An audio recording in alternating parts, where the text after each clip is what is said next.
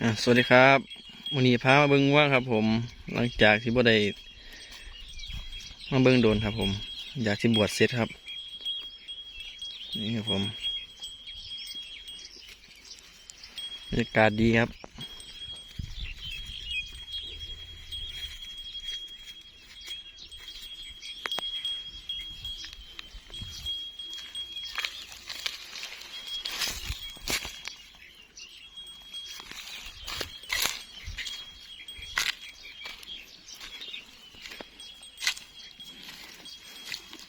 ลูกกินนมอาจสิจ้อยน้อยครับ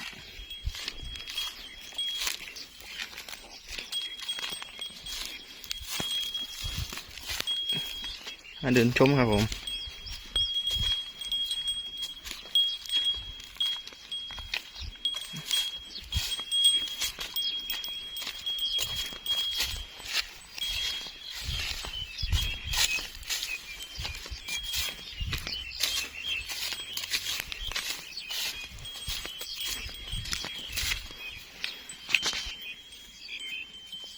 นี่น้ำเขาไหมครับผมเป็นลูกซีไว้ครับผมนี่ครับแมวดำๆเลย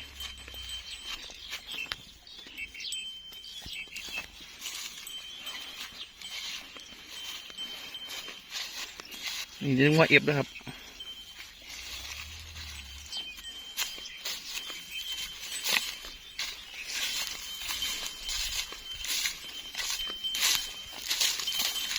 นี่ครับผมน้ำเขาไหมครับแม่ลูกครับนี่แม่ครับผมพูนลูกมันน่ะ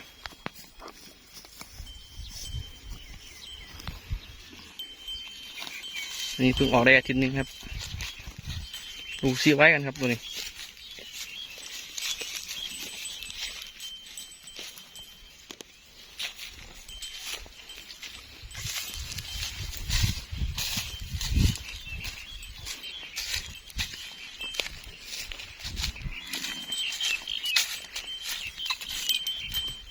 นี่ครับลูกแม่ดำเมื่อกี้ลูกซีไว้หนังหนาครับ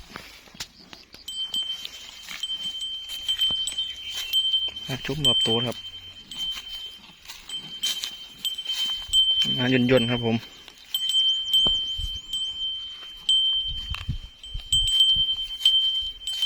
มุ้งทายครับ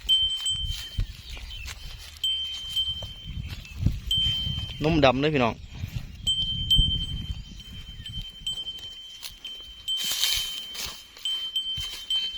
โอเคผมคลิปนี้ฝากไว้สักนิดนะครับกดติดตามให้เลยครับผม